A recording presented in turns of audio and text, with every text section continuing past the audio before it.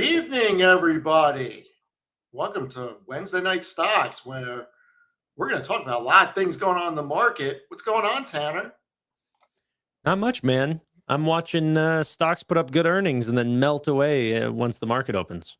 We're going to get into it in just one moment. Please read the disclaimer, everybody. We are not your financial advisor. Please do your own due diligence. Take everything we say with a grain of salt. We're just two guys that do a lot of research, and this is for educational and entertainment purposes only. All right, with that being said, thank you, everybody, for being here. I really appreciate it. So, Tanner, blood in the water, a lot of blood in the water, a lot of companies. Where do you want to start? Oh, where to start? Maybe just the broader SaaS conversation. I mean,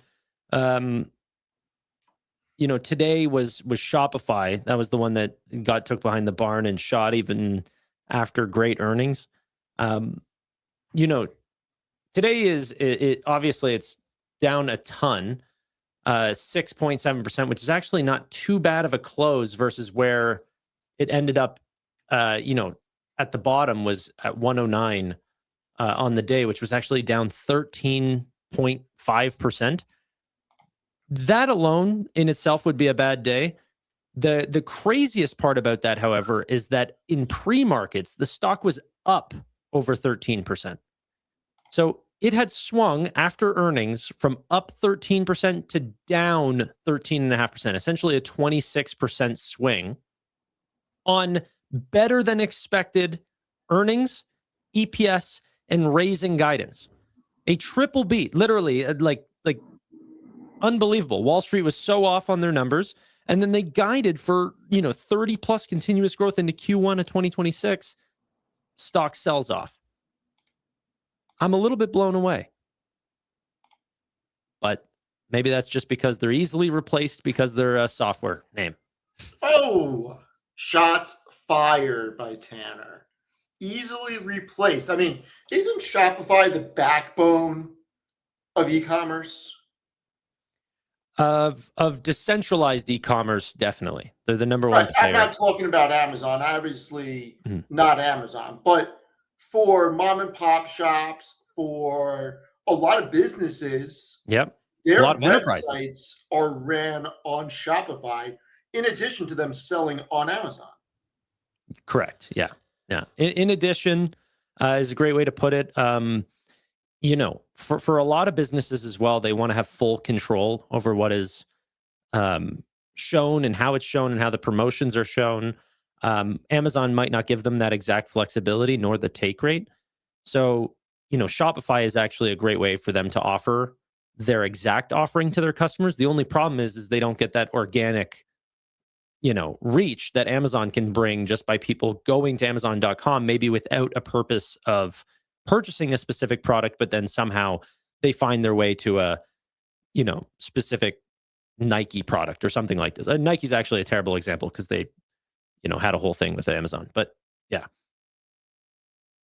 So I think the interesting thing is, if anyone listened to the call, every single question except for one, literally like 9 out of 10 of the questions that were asked by analysts was about agentic commerce. And what that essentially means is if you were to go to Gemini, AI mode for Google, ChatGPT, Microsoft Copilot, and you're saying, hey, it's a little cold outside. Like, how can I stay warm? And they might go, hey, you can wear gloves. If you don't have gloves, buy them here. Like there's ways that they can turn that into a purchase naturally. That even if it's not on a Shopify store, the checkout could still be a Shopify backend. That Google and Shopify ended up creating this product called UCP, Universal Commerce Protocol. And essentially it just puts Shopify in every single agentic platform. This is extremely interesting, and people are still discounting the idea that like somebody's like the IT department of Skims is going to somehow make their own backend, website and checkout and handle the traffic for Black Friday and So all I on one am going to push platform. back a little bit. Yeah, go ahead. I'm looking at the numbers, and Shopify is a great company. Aren't they a little expensive, though? Yeah. Yeah. And I'm not saying that you shouldn't pay up for growth. They're a phenomenal company.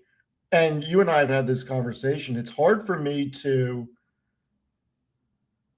justify in my mind where the Mag 7 is when they have very similar growth rates, at least with Nvidia. I mean, how is Shopify 70 PE on this year's earnings? And then 46 times 2028. I mean, Yeah, the biggest question for Shopify has always been its valuation.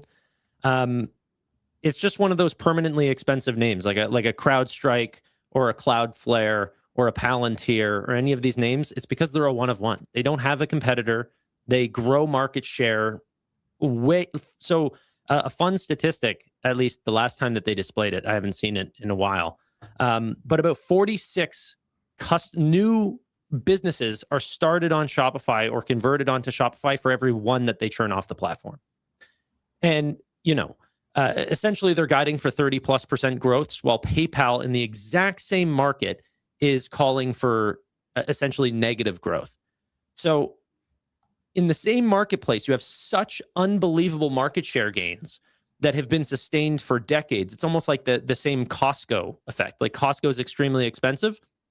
It's because people believe that they can put up that sustained level of growth over time. Shopify, same thing. They're expensive, but they'll likely always, well, I mean, hard to put an always or a guarantee or something like this, but they're going to be around for a long time. That's why people are paying a premium. I mean, Palantir is almost the same valuation as Shopify at this point. I mean, that's not true. I can show you. I said almost. It is true. So Palantir, forward basis on earnings, okay, 105 times this year, 77 next year, 55 2028. Yeah, well, okay. If you're going out, you can go all the way out. It doesn't No, mean I'm that going necessarily... out. I'm going out this year and 2 more years through 2028, like I always do. Palantir's got, I mean, the street's now expecting 76% growth this year, 37 and 40. I look at Shop, keep 55 in mind. I mean, they're almost as cheap as Shopify.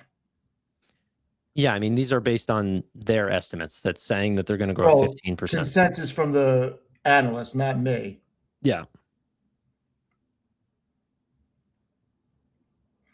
I mean, Palantir's gone mollywopped. All of these companies gone mollywopped. The real question is, were they too expensive from the jump? Like, was Robinhood too expensive? Was Shopify? Was Palantir? I mean, Cloudflare went up. I'm not sure if Cloudflare ever came down. That may be the one that did not come down. But it looks like a lot of these companies, the market is saying they were too expensive. And then you have companies like ServiceNow that is trading at a really attractive multiple, and then Salesforce that's trading like a tobacco company. So I don't know what to think anymore about market perception about SaaS. Yeah. I think like the thing that I'm going to try to avoid to do is buy the, non-market leaders. I think that they are really the ones that risk like truly being replaced. So, I think Palantir will be fine. I think, a CrowdStrike will be fine. I think a Shopify will be fine. I'd actually think the more expensive names might actually be little bits of safe havens going forward, because we are in a technological revolution right now.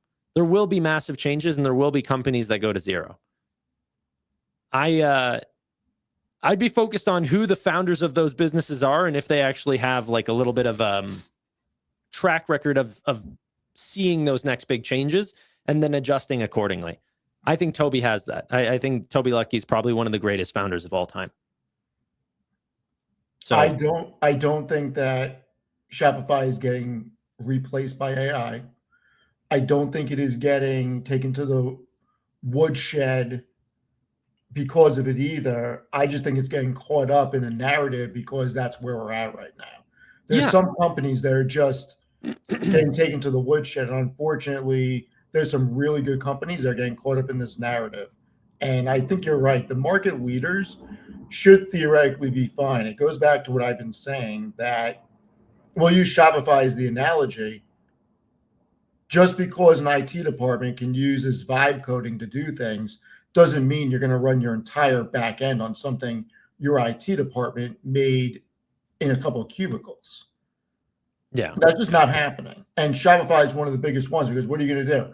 Take a chance on your business, like your business's livelihood off of what your IT department says that they made that can cut costs and get rid of Shopify? That's not a narrative you're going to be able to sell to leadership.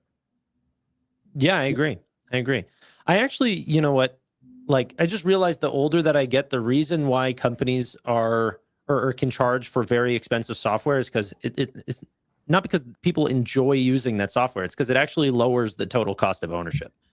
Like, they make so much more money paying for the expensive services of Shopify and the expensive chips of Nvidia and the expensive contracts of Palantir that actually helps run their business even more. You know, going into these sort of homegrown solutions, stuff like this, I actually don't think is the concern that people should be worried about. And I called you and talked about this earlier. I think the real concern is, you know, what if a Microsoft starts getting into different services, or a Meta starts talking about shopping and commerce and a lot of those services recently?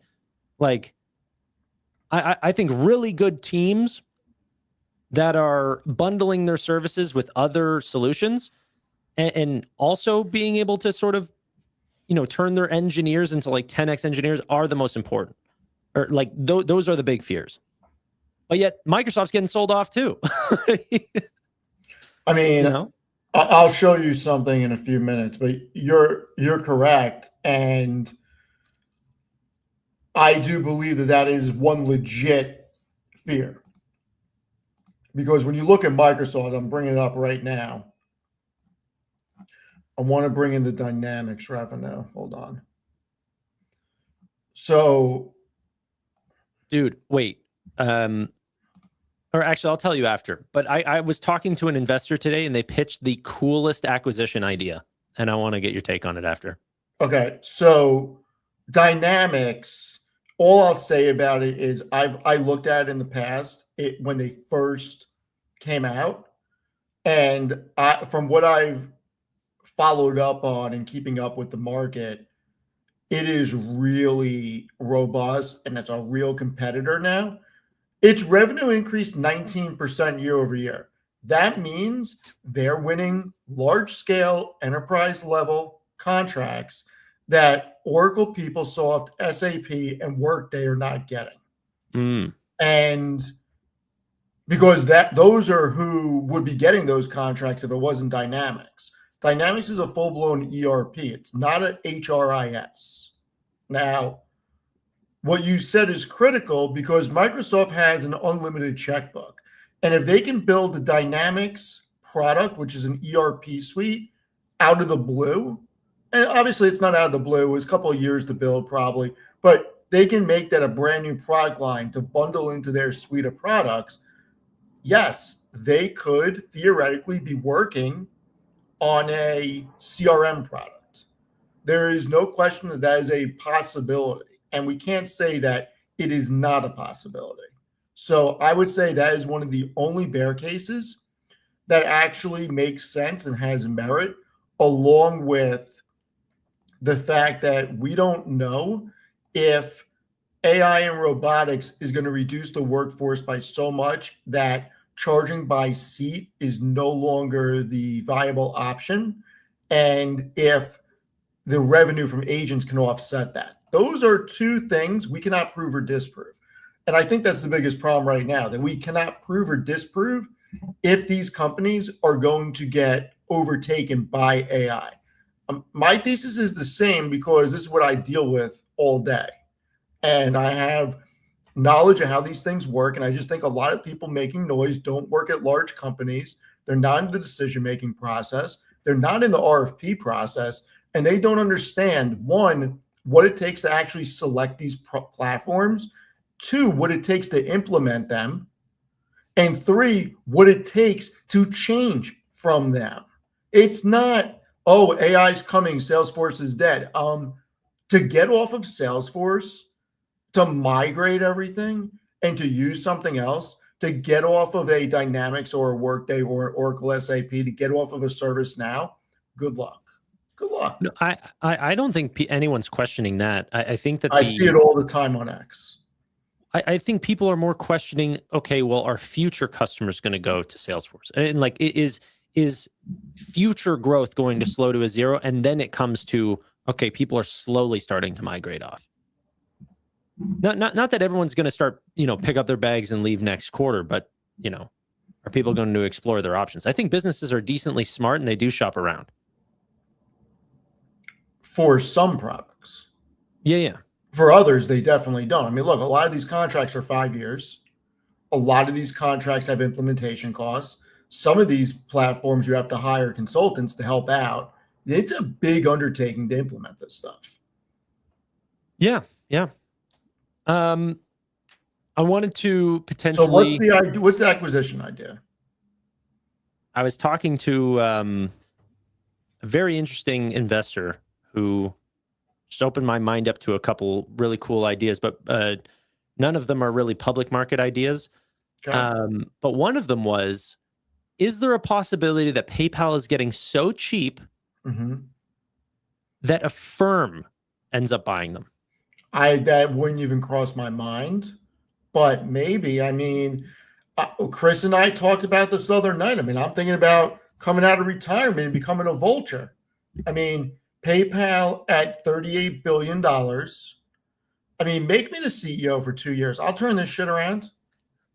So a firm is a smaller business, but do you know who the founder of a firm is? No, I have no idea. It's Max Levchin. Okay. Does that name ring a bell? No. So before Elon Musk and before all the people that, people look to as being sort of the founders of PayPal, they weren't really the founders of PayPal. Elon Musk founded a company called X, and then they did like a full merger with another company that was a part of their office as well. But that company was actually PayPal, and it was founded by Max Levchin. So PayPal was founded by Max Levchin. And I wonder if there's an interesting comeback story that would be so beautiful. I like it. Where Max Levchin ends up taking back the company that originally, he started, and under his control was actually a full-on growth story. So let me ask you this. Does that chart look interesting to you right now on a 1 month? PayPal looks like it bottomed. I mean, maybe I'm not a technicals guy. Like, they could end up posting that EPS is decreasing even faster. No, I get that, but I'm not a technicals guy either. But this looks like a freaking bottom. Like, it really doesn't want to go below 40, and they're going to buy back 18% of the company this year. Thinking about this, the market cap is $38 billion. They're going to buy back $6 billion worth of shares. Think about that buyback yield. Yeah. And if I was CEO, this is what I would do. I would take $5 billion off the balance sheet right now because they have about $10 billion in cash on hand. I think it's actually 10.3. Let's get the exact number. 10.4 billion in cash on hand right now. Take 5 billion of this, buy back 5 billion worth of shares today or tomorrow, and then do your 6 billion of free cash flow buys throughout the year and buy back almost a third of the company. Watch your EPS skyrocket. The EPS would skyrocket, but then they'd be cashless. What do you mean? They still would have 5.4 billion in cash on hand with another 4.3 billion in long-term investments. The company only has 9.9 billion in debt. They still have a 1-to-1 cash ratio on debt. What's the short-term debt that they have? Short-term debt doesn't matter because that's a portion of long-term. And they only owe they owe 1.5 4 billion of the long-term debt this year. Yeah. I'm telling you, I they could modify the earnings so easily on this. What I really don't like doing, for real, PayPal might be good for the cigar butt investors, and that might be what it is. It's not cigar butt. It's doing $6 billion free cash flow. Yeah, I know, but that could be, butt. but that could be $5 billion next year. Who knows? It could be. We don't know. Like now they're guiding for negative growth, and they just ended up missing. What if they miss on their declining EPS? They're not guiding negative growth. Sorry? They're not guiding negative growth. Yes, they are. The street has them at 3% year-over-year revenue growth. 39 analysts. Yeah, and EPS? EPS is 0.64% growth. Okay, well, that's not what they guided. 44 analysts. Yeah, what they're guiding for, what they are guiding for, low single-digit decline on EPS is a FUD to sandbag, just like Noto. How the hell do you have negative EPS growth when you're going to buy back 18% of the damn stock? That math isn't mathing. If you make less than you did the year before, that's going to hurt. Not saying it's not going to hurt, but they're going to financially engineer it. And then I worry that as, like last year we were growing and now we're potentially at this sort of peak. I'm not necessarily sure that the let's say we're at the absolute maturity of PayPal and now we're potentially dying, that is like a slow decline from here. Yeah. Who's to know that doesn't ramp and ramp and ramp and ramp and it's just in free fall? Like, as we're seeing, Shopify continues to make more and more improvements to Shop Pay. Apple's doing the exact same thing. Google's doing the exact same thing. And there's less reasons to use PayPal. The problem that I have with the thesis on PayPal is every year that I've been following this company, PayPal's dying, PayPal's dying, PayPal's dying.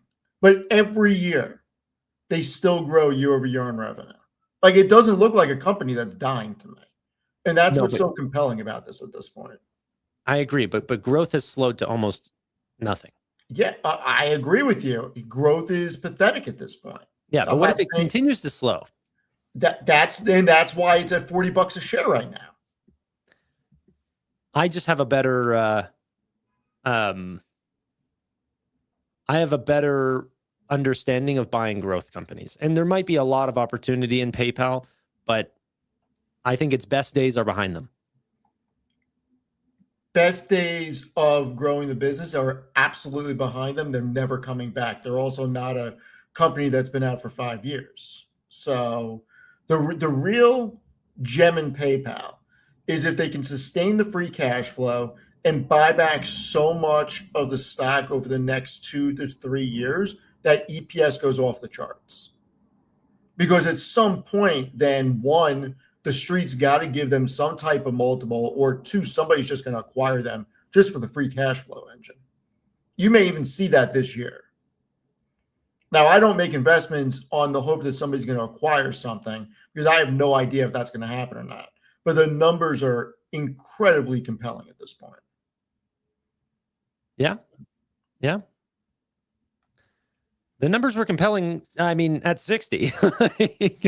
Not like this, though. No, I know, but they're like, who knows if they're not more exciting whenever the buyback's at 25%. Like, I mean, I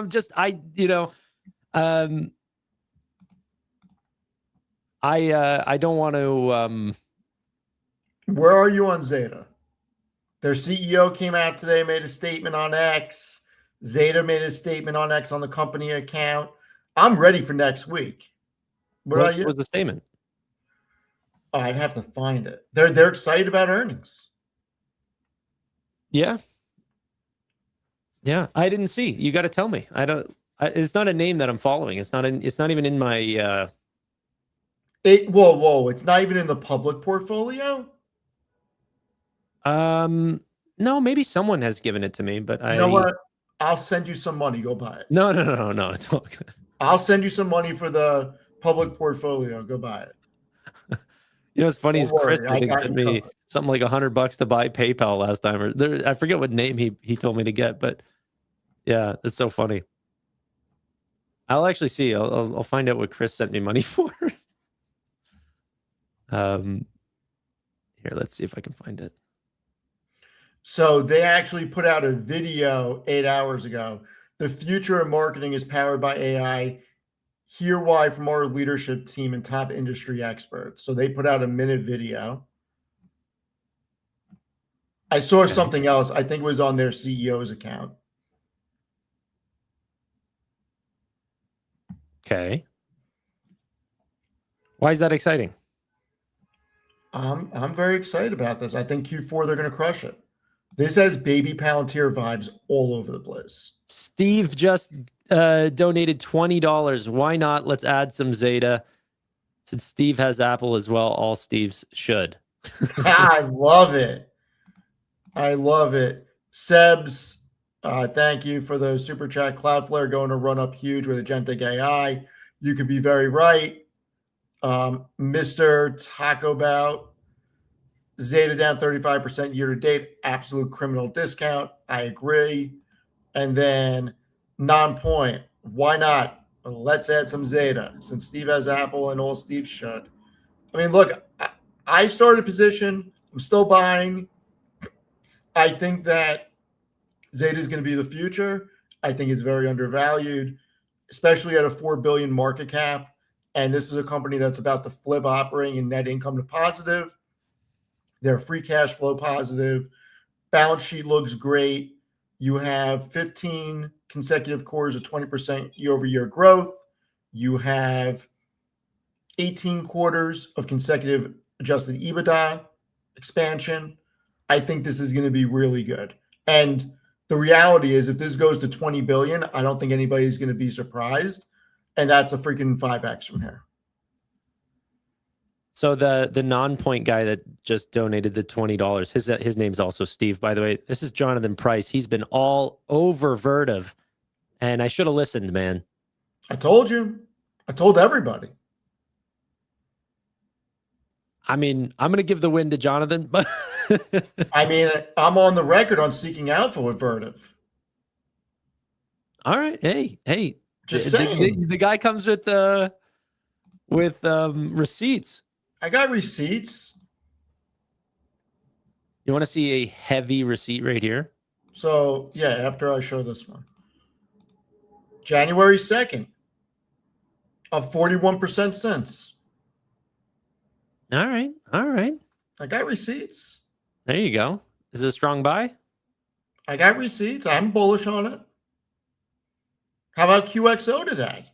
Nobody wanted to listen to me on that because it's not tech. Hey, you know how to pick them. That's why you're the GOAT, man. I mean, I tried telling everybody. Some people in my chat did very well on it. I mean, I called this out in October, 49.5% since October, or end of October, October 28th. That little dot right there. Yeah. This thing, I would not be surprised if this thing keeps running. What's the great part about it is it's not going to get any sort of fears around AI or something like Anthropic's not looking to replace QXO or something like this. Like, honestly, there's going to be a lot of those types of stocks that are going to do very well over the next 5 years. I think so. I have look at this. $20 for you two to give Amit some shit about his new haircut. Well, all I've said about his new haircut is that I'm just not used to it. Like, I actually think it's fine, but I'm just so used to him looking a certain way that whenever he doesn't, it's like if I shaved off my mustache. You know, everyone would be like, "What the heck?" That's about as much crap. But seriously, guys, thank you for the donations, but they're not needed at all. Thank you. Really appreciate it. I know Chell's got in on QXO. There you go. Yeah, a bunch of people did. I think Rusty got in. Carl got in. Yeah, Carl's in since 1590. I mean, QXO just made a lot of sense. Yeah, 49% since October is crazy. Yeah, I'm getting ready, man. I think the market's wrong on Zeta. I really do. We'll see. I could be wrong. I get things wrong. So what was the Um, receipt you wanted to show? no, it's just on SoFi, trying to alleviate some fears here. Oh boy. Well, I guess we're gonna have to talk about Hood and SoFi in tandem because Hood just reported. Yeah. I've got some receipts on Hood as well. I can bring those up. Yep. So where are you thinking about Hood's quarter? Well, bring this up, and then I'll drag this over to Hood. I saw you put this out before. Did you? Yeah.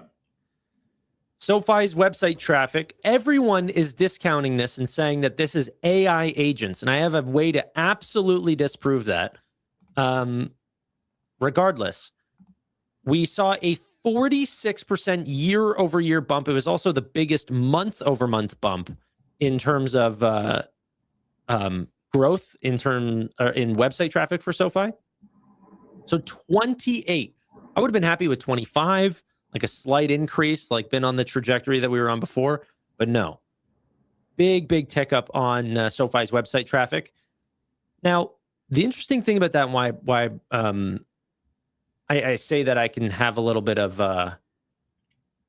ways to defend this. First off, we saw massive growth in lending clubs numbers as well, and upstarts. So anyone that's like lending out any form of a personal loan is seeing a lot of traffic right now.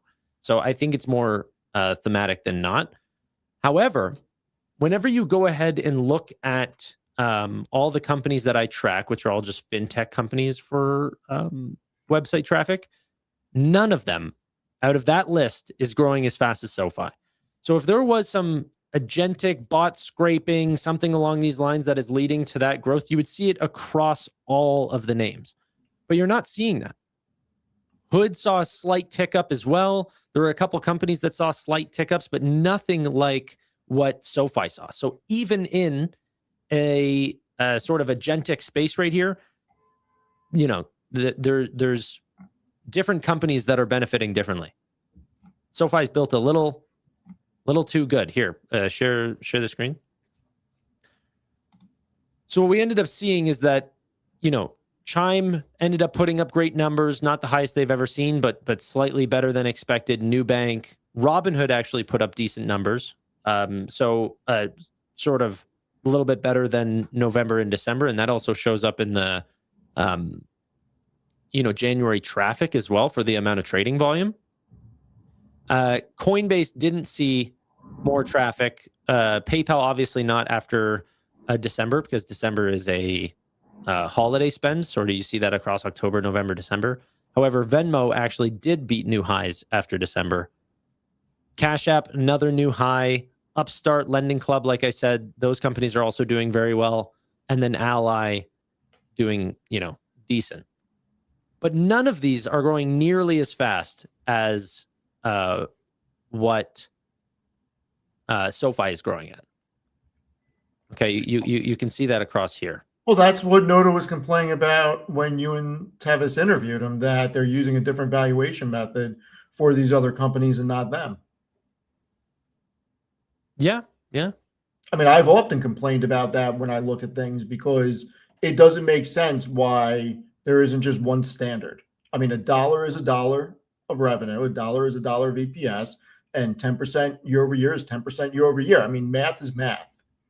Just because you're in a different industry or it's three companies across the same industry, it's the same freaking metrics. Right. Exactly. If you bring home $1 of net income, it's still like... Yeah. I don't care if you're selling widgets or AI, you're bringing home $1 of net income. I mean... Yeah, I mean, there is still intricacies there. Like, just to be fair, because like SoFi, although their revenue is coming in, SoFi is one of the very few businesses that could actually show negative revenue. Not many companies can say that they can show negative revenue. My understanding is, a Robinhood could not do that. But SoFi, because they end up looking or they count their forward potential earnings on loans as revenue today, that could actually hurt if those loans end up going to zero somehow, if we have some catastrophe. So, That's the only difference I find, just because, loans could blow up. It could hurt their future growth. But yeah. I think that SoFi is going to do really well this year operationally. I'm not so sure anymore that we're going to get the outcome that we want on the share price. I'm still pretty optimistic. It's Q1. We got 10 more months. Opinions can change super quick. Yeah, it was we what need a few things to happen. Yeah. What are those things? Well, we need S&P 500 inclusion. That's one of them. That would give it a lot more credibility. SoFi in June of 2025 was a $15 stock. And then, by November, it was a $32 stock. Like, things can change. They absolutely can. As for Robinhood, I thought that the numbers were great. I think that people need to focus on more about the KPIs and the sticky growth than just what they're doing on, like if the market is collapsing, of course they're going to make less and less revenue. Like, if no one thought that they were a cyclical business, like you're in no man's land. Like, you're lost, bro.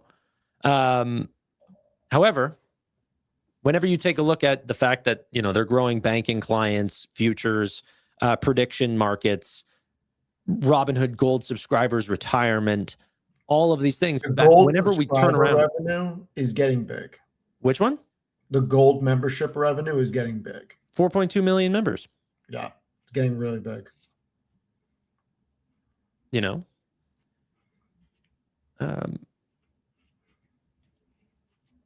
Dookie Pie says, Amcor, Nebius, and IREN are next in line. Next in line for what? Next in line for what? Nebius is reporting tomorrow. Yeah, I'll be live for that. What time is it? I'll be live at 6:55 a.m. I think the call is at 8. And honestly, we're not expecting that good of numbers because the Wall Street is expecting some pretty insane guidance. Or like they're expecting the numbers to come in extremely high. So be careful. But I'm not buying them for next quarter. I'm buying them for the next few years. Nebius should do very well over the next few years. There's just the one I need to see. I cannot wait for Oracle's earnings. I'm so interested in what they're doing. That's another one I may go bottom fishing on. Am I sharing this? Or are you just playing around with that? Yeah, I'm just looking at Robinhood's numbers. Like we can explore it, but you know what's crazy? Yeah. Technology is getting sold off, and the S&P's at 69.58. We're basically at all-time highs. The Dow's over 50. We're basically at all-time highs, and tech is getting absolutely crushed. Here's the problem. There's companies that are expensive. Old school conglomerates are catching a bid right now because somehow they're sticky and safe, and people are making the case, voting with their wallets, and Microsoft does not have a sticky moat. It's sick. It is absolutely sick. Microsoft moat is so damn sticky, people don't get it. Yeah. That company deserves to be $600 right now. But my concern is, why is the narrative going to change over the next few years? Like, if their profitability keeps growing, why shouldn't it? Yeah, but I think that they definitely will grow as earnings grow, but does that give them a bigger multiple? So like maybe they grow earnings, let's say at 20% or 15% over the next 3 years, but they keep the same PE ratio as they do now. maybe the company only grows 15, 20% per year, which is still fine. But I think what investors are also excited about is that multiple expansion, which would, sort of couple on top of their growth. But maybe that doesn't happen. What I can tell you is these numbers don't make sense, sir. How is Microsoft $1 trillion less market cap? $1 trillion than Apple. Because I think, this is they the have more sentiment, though. growth. They have more growth than Apple. They generate more profitability, and they have better margins. But the type of product, every number that you're looking at here is a trailing number, right? And so Anthropic is not going to replace the iPhone. Is Anthropic going to replace? It's not replacing Windows either. No, but they're not making a lot of money off Windows. They're making money off the products that they're selling. Not going to replace LinkedIn or Office 365. It's not replacing Azure. I think they might suggest that it will replace Microsoft 365. Good luck with that. I think that is the concern. Good luck with that. There's something called patents also, just saying. What is that? There's something called patents. Patents. Yeah, what patents? Like, you're using another Excel spreadsheet that's not Excel. I'm sure that there are things different that Alphabet got them for also. But at the same time, you look at these numbers, and even though they're trailing, this is what they've done in the TTM. And every year they keep doing more. I mean, Microsoft has generated the most EBITDA over the trailing 12 out of any company in the market at $175 billion. They're doing more than $3 billion a week in EBITDA. A week. It's crazy. And this is only a $3 trillion company. I don't know why it just went to NA. But we saw it before. It's a $3 trillion and Apple's $4 trillion. It doesn't make any sense. And the market is giving companies like Coca-Cola and Walmart a bid now. It's wild. But why is this going to change over the next 3 years, 5 years? It should all be based off of profitability. But it's not. Should be. It all but should it's be. not. And I know that. But it should be based off of profitability and growth rates. Mm-hmm. It's not. Its sentiment comes into it a lot. And people have this idea in their mind that because Walmart, you need to buy groceries, that it's safe. And that because everybody loves Coca-Cola and it's sold in 200 countries and territories, that's safe. But how is Microsoft, how is Meta not, think about this. I agree. How many people are addicted to Instagram and Facebook? They are the best products ever because they don't have to make any content. Every user that has it makes the content. It is the greatest flywheel ever invented in business, and Meta is one of the cheapest companies in the market. Yeah, yeah. And also, artificial intelligence is not going to somehow recreate a social media platform, because the thing that makes Facebook so good is that your friends and family are on it. Exactly. So you can't, you can't replicate that. They could make just as good of an app, but it's going to be a shitty app if nobody posts on it. Yeah. So nobody's leaving Instagram, especially content creators that are getting paid. So it's just, we're in a really weird market right now that there are companies that should be much higher right now. Yeah, it's so funny. Paul's in chat saying Tanner loves patents. I hate the patent defense whenever people say there's patents. Like, especially in fast moving, like innovative tech companies, they never ever hold up. Well, that was part of my thesis with IBM. IBM had one point, I think it was 3 or 4 years ago, they had the most out of any technology company. Yeah, I know. What a great investment that was. You making fun of IBM's investment? Yeah. Yeah, it's like probably historically one of Warren Buffett's biggest failures. Warren Buffett sold it before it went up. When I was talking about it, was $118. No, you can pick a specific timeline as to when it went from, peak or it was dead money when it was a legacy hardware business, but now it's not a legacy hardware business anymore. Yeah. They're consulting in an AI company.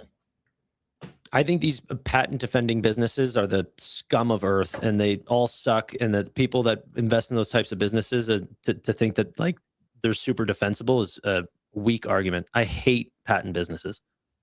I think the super strong companies, like even this, everyone argued last time because I said Tesla doesn't do patents. Then people are like, Tesla has 6,000 patents.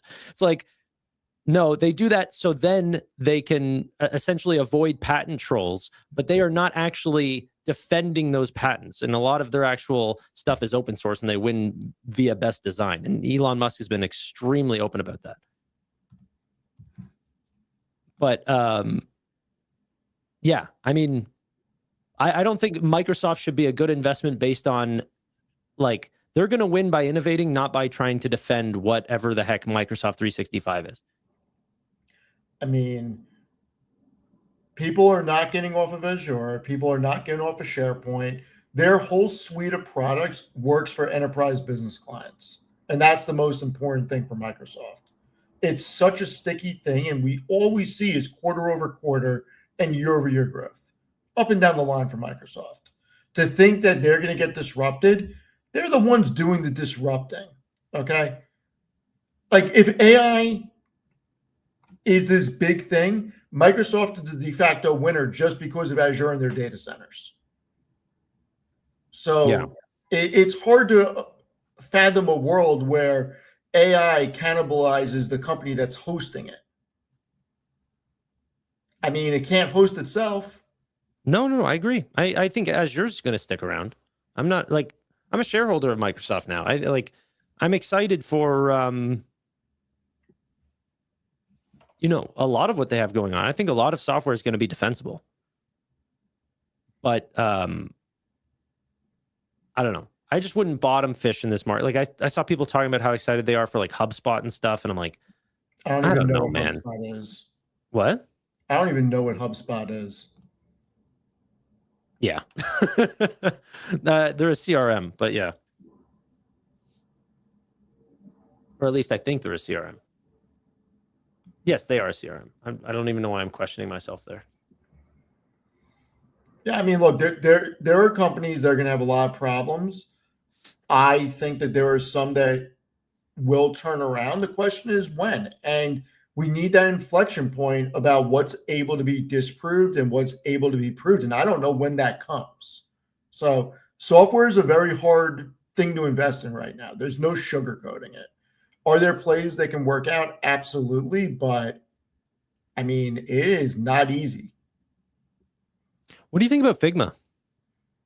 I know nothing about them. They're getting a little too cheap. What do Might be they up your do alley. again? What? What do they do again? They help with design and like UX UI. Like they'll help designers, like app designers and stuff, create apps and make, you know, it look really good. And this is a freaking horrible chart. Jesus. Isn't that crazy though? This is like whenever they went public, this was like a darling on Wall Street. Wasn't it one of the only companies that people actually had access to in the IPO? Yeah, I mean, I think SoFi and Robinhood got a hold of it, and I mean, Adobe tried to acquire this company for $20 billion to try to build out more of like their design and like help with creators and stuff like this. All right, what do they do on? So they're an $11.2 billion company, and they're doing $1 billion in revenue, negative operating income. Dude, they IPO'd at 50 billion, ran up to 120 billion, and now they're at 10. Okay, this makes my point for Zeta at this point. Figma. Like, these numbers suck. These numbers are horrible. Yeah, it's hard if you don't understand or don't know the business at all. I don't need to know the business. The numbers suck. I mean, you would miss out on a lot of companies by just looking at the numbers. The stock is not a math equation, bro. Such big tranches of other operating expenses? What is in this 1.3 and what is in this 1 billion in those quarters? Because outside of those two huge expenses, the numbers wouldn't be that bad. But what is buried in there? I don't know, but I'm sure you could go find it. I'm more looking at this company is down 80% from where it IPO'd, and our designer's about to get like, are we going to get to a space in artificial intelligence where you can essentially take a picture of something and then edit it on ChatGPT? I think that's the question. I mean, I would say yes. I mean, why wouldn't you be able to? You can do it right now on Gemini with Nano Banana. Yeah, not really the same, but yes. I mean, you pretty much can. You can take a picture and you can type commands and have it do it. No, I get And that. it's the worst it's ever going to be today. No, but that's not going to turn the buttons to be actually movable and usable and connect to the next web page whenever you're creating an application. They don't have that in the future. No, that's what I'm saying. But, you know, are all these companies, are the Figmas, are the Adobes, are all the creative apps going to zero? Adobe scares the shit out of me for that exact reason, because I'm not in that space and I just don't know if they're going to lose the lower end clients that are just consumers paying for the $20 a month for Premiere. I think enterprise, they'll be fine. I just don't know enough on the consumer side. So they're free cash flow positive now. I don't know. The numbers aren't good. Where's the street say that they're going forward? I mean, that's not they're in growth mode. I wouldn't focus too much on their EPS. Yeah, I'm looking at the revenue. I don't know. I guess. I think it's expensive at 11.5 or 11.2 billion.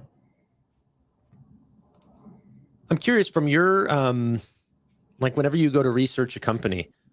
Yeah.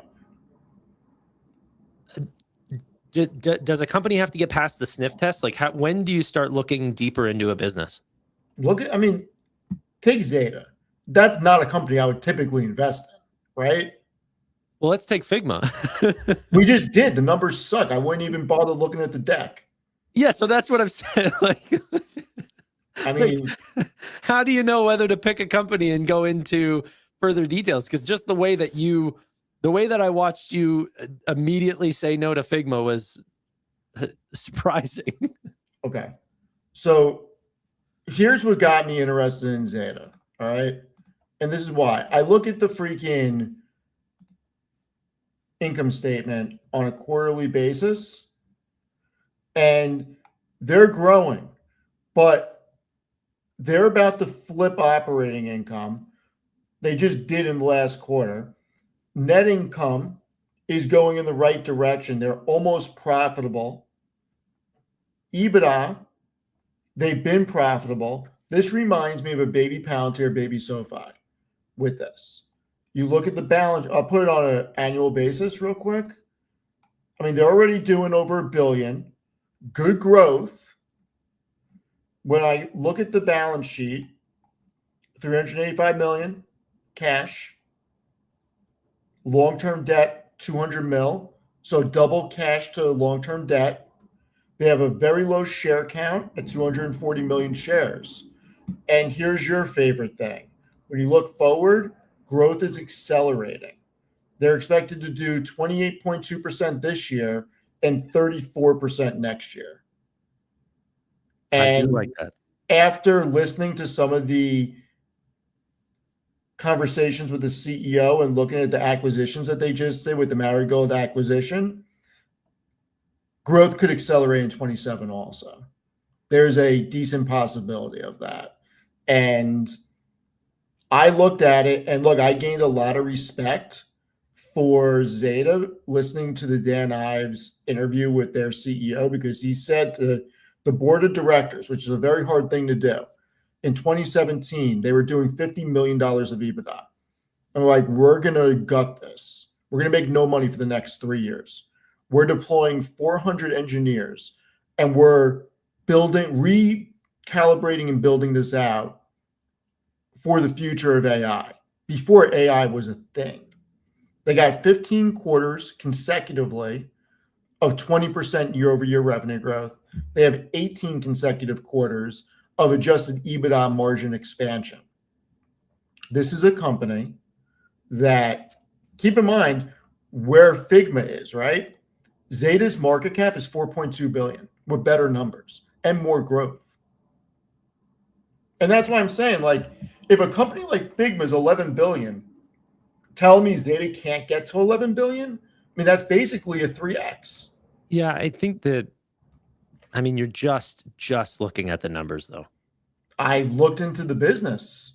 I like what I'm seeing on the business. Every dollar that companies spend, they get $6 back through the advertising rev. Yeah, Like, I know, but the trade desk sports those types of numbers as well, and then look what happened to the stock. This is a company that is profitable.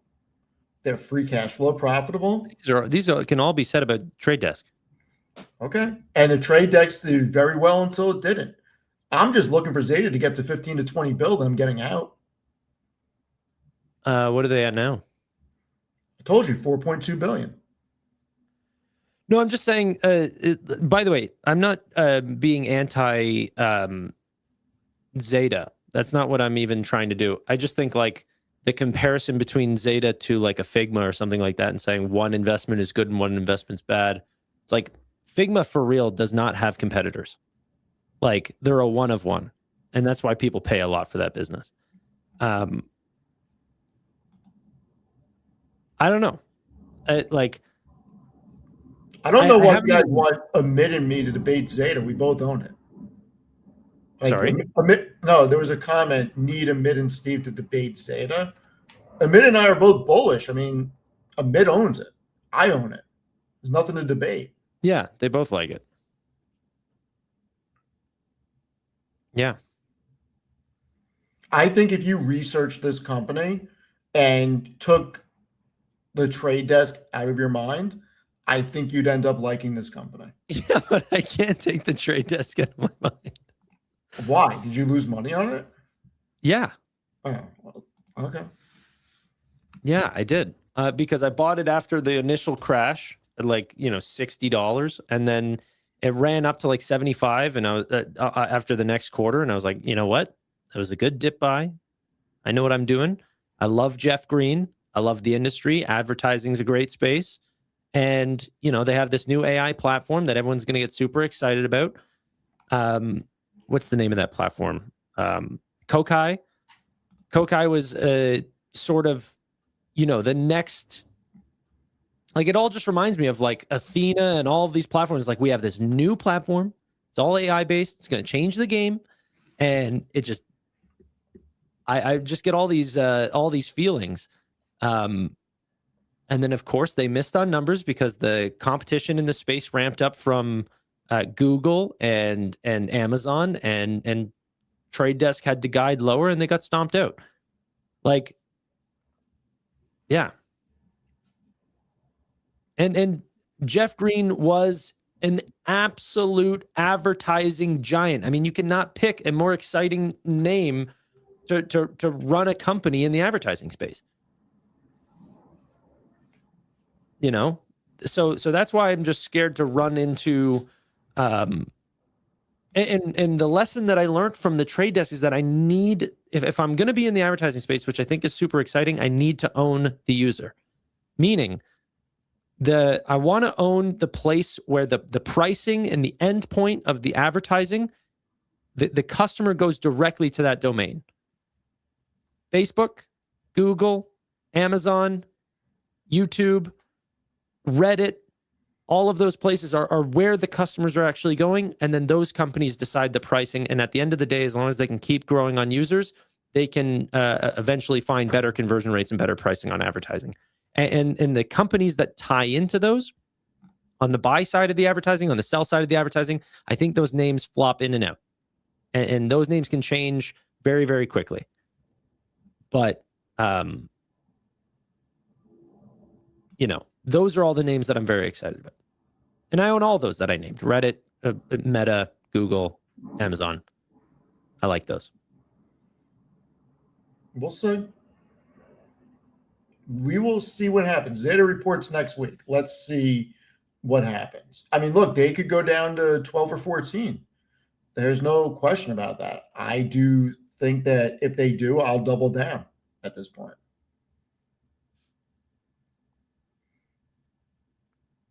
Yeah.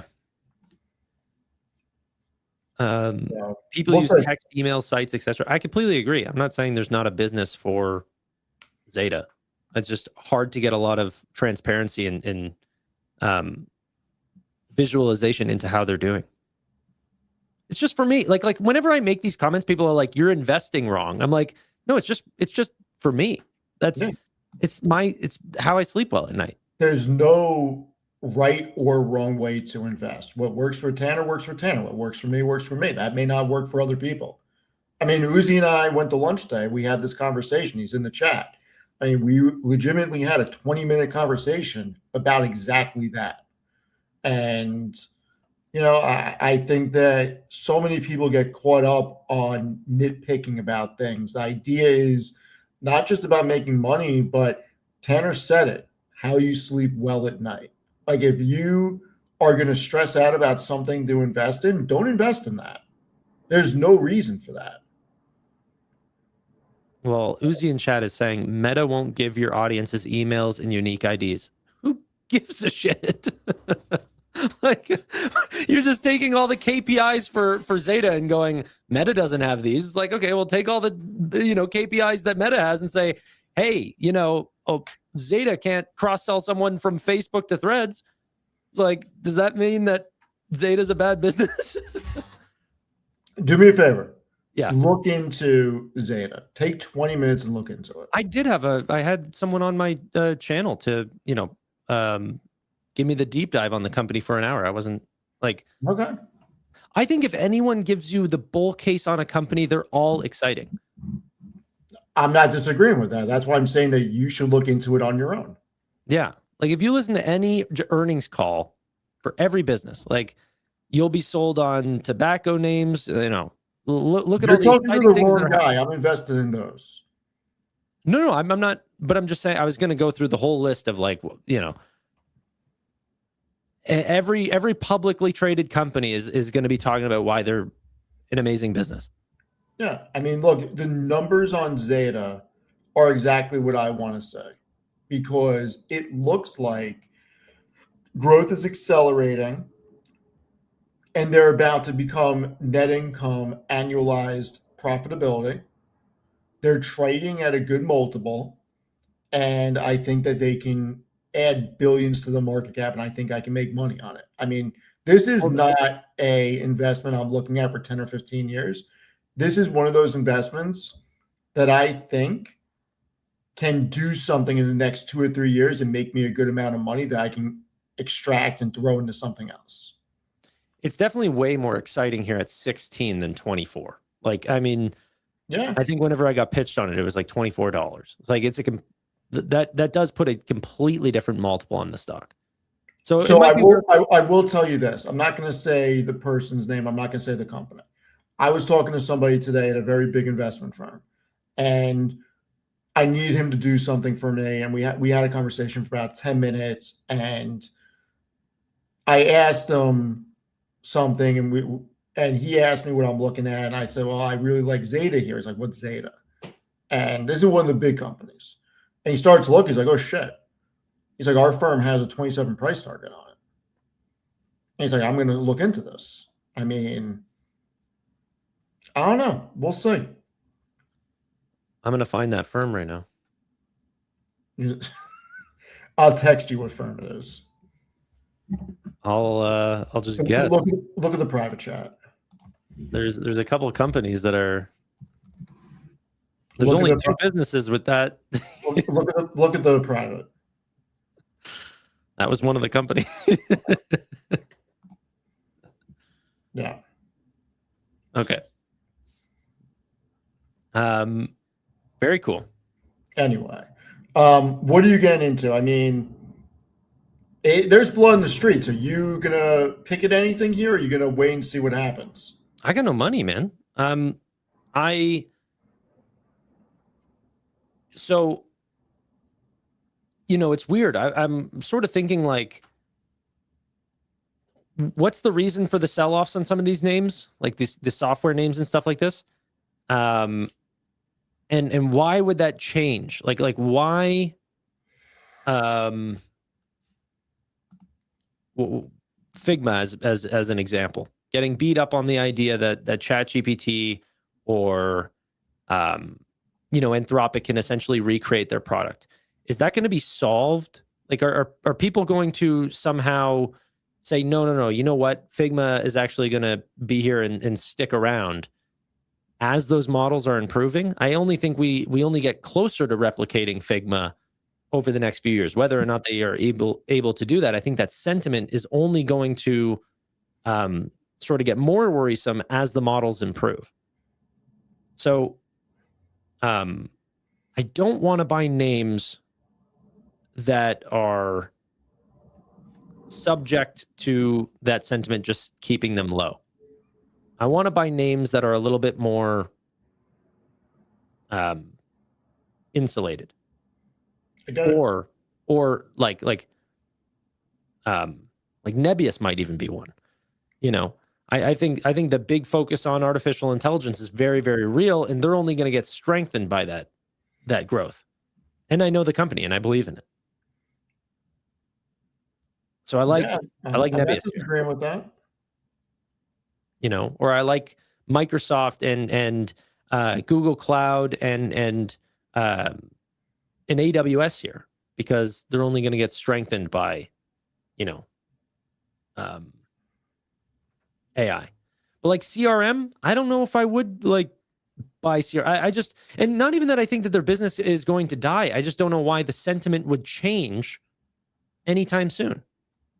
What? Because they put up another quarter of good earnings? They've been doing that for, years and years and years. There needs to be an inflection point. I can't answer what that's going to be. Salesforce can go down to 150. I mean, that could absolutely happen. Is it warranted? Probably not, but it could go to 150.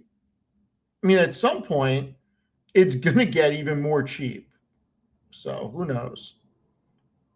Yeah, I don't even worry that these I think eventually the bleeding will stop, but I also don't think that they need to rally.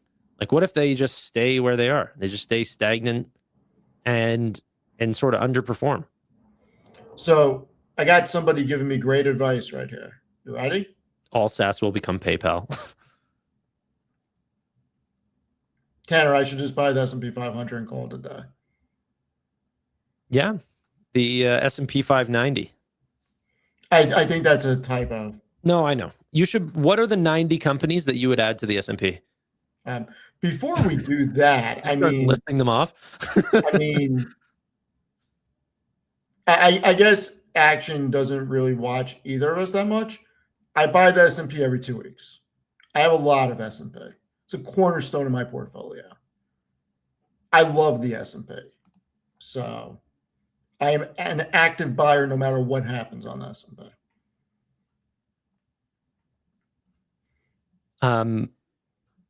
I'm not. I've tried to get you to become one. No, I would have immediately sold out of it to go buy original. After all this dip, I would have just taken it and bought what I already like. Yeah, I don't know. I'm slowly bottom fishing. I told you I started position ServiceNow. Mm-hmm. I could be wrong. I have a $75 where I'll buy more if I'm wrong. Dookie, thank you very much. $250 for milk, $250 for mustache cream boys. I don't even know what that means. What does that mean? Dude, I don't. Dookie, you're gonna have to be more. Do not call us cream boys. That's disgusting. You're gonna have to let us know what this means. Diego, Tanner, Steve, are you thinking we will see the highs in tech and finance this year like we did last October? Just your guess. Yeah, I think we're going to rebound on tech. I mean, finance, I think, is just going to do well in the lower rate environment. But I do think tech's going to rebound. What about you, Tanner? Yeah, it's a midterm year. So there's always those types of concerns that there's the technicals are not on our side this year. But I don't know if I'm as certain that all of tech is going to return. I think individual names are going to return. And I think that those are going to be more niche, very specific software names. So let's do it like this. The technology index, what is it, VGT? Yeah, the IGV. Vanguard Information Technology. Oh, Do we sure. think that this is going to run? Hold on. Yeah, I mean, this is sideways right now. I mean, that's sideways. It's down a little bit. 806, 807 was the high. It's at 748. It's been sideways since October. Biggest holdings are Nvidia, Apple, Microsoft, Broadcom, Palantir, Advanced Micro, Oracle, Micron, Cisco, IBM. So it's got everything from software to chips, and they got 324 companies. I would say that we're going to see all-time highs on this. It may not finish there, but I think we see all-time highs sometime this year on this fund. Yeah, I could see that. I thought you were talking more about like IGV, like the software names. No, just broad-based tech. Because, I mean, Yeah, there's yeah. a lot of tech that's NVIDIA's not at all-time highs. Microsoft's been sold off. Yeah. Amazon's sold off, even though Amazon may or may not be considered. I think Palantir will come back. Like I think those names are going to come back. Yeah. Yeah. David, the AI paradox is AI learns from humans, right? So humans proxy AI. The axiom is that AI could surpass human brain, not happening. It's not really AI is true. going to surpass the human brain in like, what, a year and a half, 2 years? Yeah, that's not really true. So I think a lot of the data that actually AI is going to be training on is synthetic data. So it's not just learning from us. It's actually going to be learning from itself. But yeah. Yeah, I think that we're going to see AI scale tremendously. And here's the big thing. This isn't even going to be the year where Capex stops. Like, we're going to have more Capex next year. So I still think all roads lead back to Nvidia. And I am so excited for Nvidia to freaking report in 2 weeks. Probably not as excited as Tanner. Very I'm excited. so damn excited. Yeah. Very, very excited. Cannot wait to see Guide. Bro. I want to show you this. It's going to be so exciting. I'm going to get you even more excited. You ready? Because I've shown it to a couple of people, but I haven't shown it to you yet. And you may have seen this on X. I wrote about it. The freaking Capex of the hyperscalers in 26. Okay. And here's the big thing. This is accelerating. So in 2024, Capex accelerated by 55%. In 2025, it accelerated by 64.5%. This year, it's expected to accelerate by over 70%. Are we, and think about this. So for 2026, 610 billion, they're adding 252 billion. Tanner, here's the question. In 2027, do you think we're going from 70% down to 0% or negative? Or do you think maybe we do 20 or 40%? I would think we do at least 20, 40%. Yeah, I don't think we're going to surpass 70% year over year, but I actually think it'll be higher than what people expect. I think it'll be probably closer to 40%. I mean, and if you do 40%, you're talking about like 870 billion in CapEx next year. Just from four companies. From 4 companies. Yeah. And then honestly, you're going to need to start tacking on the neo clouds because they're going to get so big so fast. So like the Nebiuses, the IRENs, the Ciphers, like all those, they will actually tack on, like they're no longer playing with small numbers. So you tack on like dozens of billions of dollars just by adding a couple of those names. And here's the other thing about the CapEx. It's actually very bullish that Microsoft ends their fiscal year end of June, because that means when they report at the end of July, they're giving guidance for their following fiscal year 2 quarters before the other 3. They have no choice. This is a prisoner's dilemma. They have no choice but to come over the top now. If Alphabet did 180 and Amazon did 200, Microsoft is going to have to come out and put up a crazy number for them next year. And then these other ones are going to have to come over the top also. Yeah, yeah. There was a comment really important in chat here that said, what you guys are saying is all known information. The market will do what it'll do. Clearly not rewarding these names, said Andrew at 914. I agree with you. But just because things are known information doesn't mean that they're believed information. So I think my perspective of the market is different than what the market is saying. Like Jensen said, he's going to do $500 billion over the next 5 quarters. Go and read what analysts think is going to happen over the next 5 quarters. It does not add up to 500 billion. They do not believe what he's saying. So and look, this is where it comes down to, can you stay solvent longer than the market can stay irrational? As long as I don't get into margin. I think I talked you out of that today. Yeah, I wasn't I really. hope I talked you out of that. Yeah. But yeah, because things can stay dumb so long. Like, I know that we've felt like, there's been like a, maybe let's say 6-week, like really big sell off, maybe a little bit longer since like absolute peaks on some of these tech names. But like things can be bad for years. And I don't think that we've seen that in a while. We have like where companies can just stay extremely depressed for long periods of time while they continue to improve on guidance. Yeah, That's the only thing that I'm worried about, that we just like sentiment just stays bad for years. We've seen it before. We've had markets like that, just not in recent times. No, exactly. And because it hasn't been recent, that people don't think it's going to happen again, but they happen. And I don't like, what I'm worried about is that there will be constant model improvements. And I just think people are just going to, constantly be worried about Claude Opus 4.8, 5, 5.5, 6, as they all, they get better at helping with accounting solutions. The new AI, like how much Morgan Stanley and Schwab ended up selling off on this altruist company coming out with this $60 AI accounting product that no one had even seen. It's just like the headline took like over $100 billion of market cap away from these two companies. It's like, it's insanity where we are right now in terms of sentiment.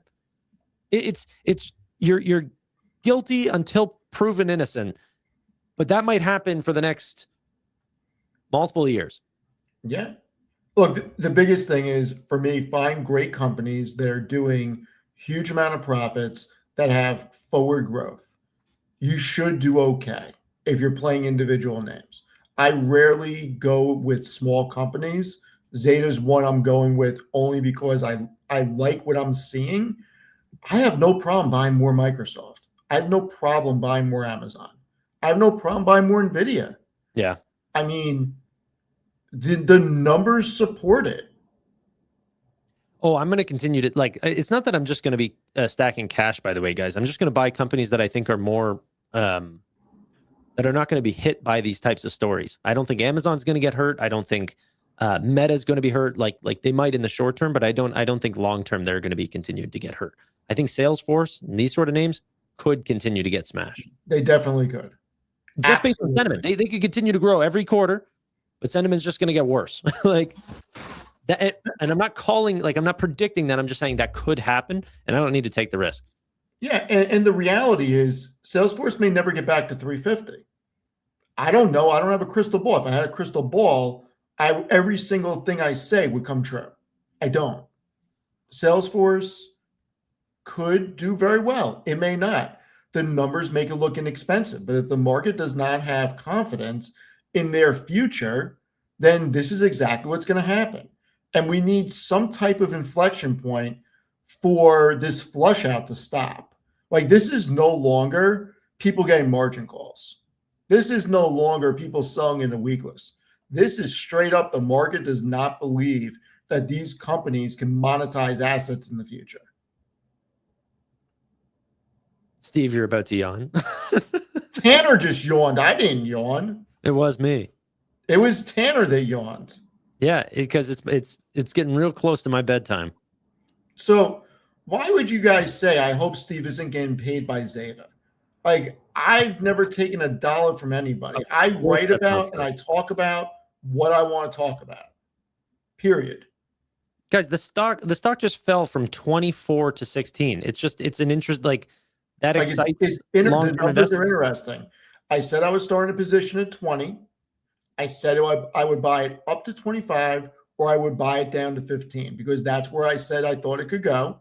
And Tanner's yawning again. He's trying No, not to show it. Yes, you are. wasn't yawning. And I had no idea what it was going to do. And my rationale is I can't pick tops. I can't pick bottoms. It's a company I want to be in, and I am fine dollar cost averaging it. I mean, Steve it is what can't it be is. bought. People say the same shit about Palantir too. Yeah, people say the same thing about with Hood and SoFi and all this stuff, and I'm like, how could you possibly think that like SoFi or Hood or either one of them is paying me, but yet I'm talking so highly about both? How could that? Or how about this? Think about how much shit I've talked about Palantir on the valuation, not the company, but the valuation. I mean, I'm very data driven. When the numbers support it, I will change my opinion on it. I'm actually coming back onto being bullish on Palantir. Or the fact that it's illegal to say that it's not an advertise, like to say that you're not being paid if you are. Like, yeah, you have to disclose that. Yeah. That's why I put a disclaimer in the beginning of every video. So you are being paid.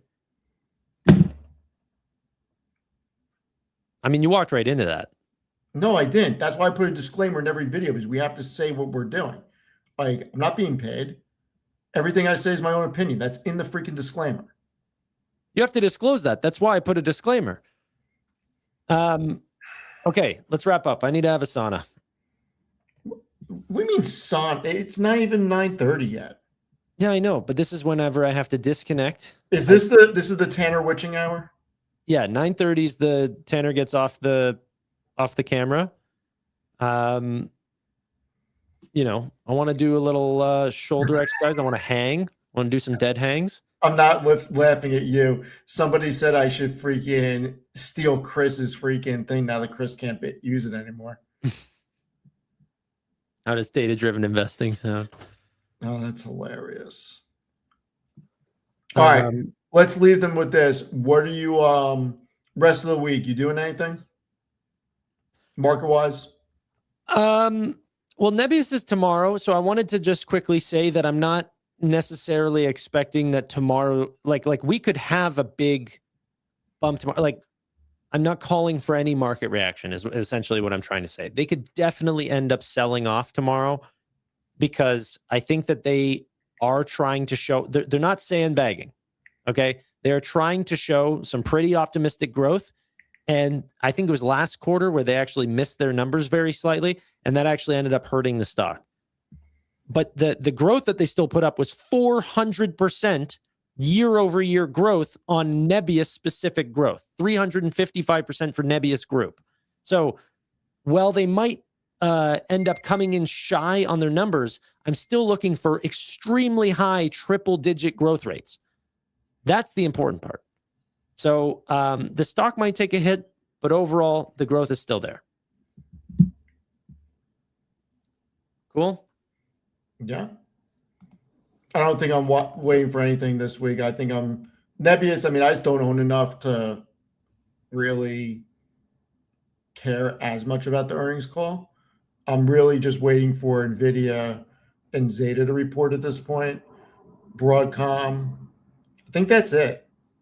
I need to look into what happened with Cisco. I haven't got a chance to read the report. I know it's down 8% after hours, so I got to look into what happened. What's down 8%? Grab? Cisco. Oh, Cisco. Yeah. I got to look into it. I don't know what happened. That's I'm so far behind. I have not written a single article about any of the Mag 7 companies reporting. I'm so far behind on my writing right now. Well, you've just been loving YouTube so much. I haven't even been streaming a lot in the past couple of weeks. Humbug. What are you talking about? I stream once a day, if that. This isn't November and December where I was burning vacation days to freaking stream.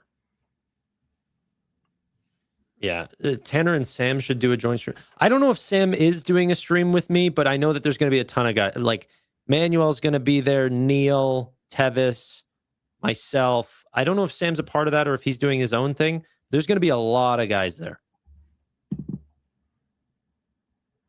Yeah. All right. It should be fun. Good Let's luck, wrap there. everyone. Good luck tomorrow on Nebius. Are we going to go back to doing our top 25 lists? Yeah, I mean, we don't have time tonight, but we'll do it next week. Yeah, UFC fighters. So we have to do Trilogy Plus for movies, and then we have our. I don't think I can do 25 of those. No, well, we didn't say 25. What are we doing? 10? 10, 15? Okay. So Trilogy Plus for next week for top 25 Pokemon? No, I can only name 2. Or 3. Are you a collector? That doesn't mean I have to know shit about it. Yeah, but you own the card. Like, do you own them? What? I've never watched it. I've never played the game. I could give a shit about the content. It makes money. All right. It makes money. So next week, we will have our list for either top 10 or top 15 movie franchises. And to be considered a franchise, we are saying that you have to have 3 or more movies in the franchise. Bless. Love it. All right, everyone. Have a great night. Thank you for being here. If you're not following Tanner, please go follow him. Thank you, Michelle, Proud Gardener, Chels, Lena, everybody, Rambler. Thank you, everyone, for being here. Ray, really appreciate it. And we will see you next week. Have a great night. Bye, guys. Later.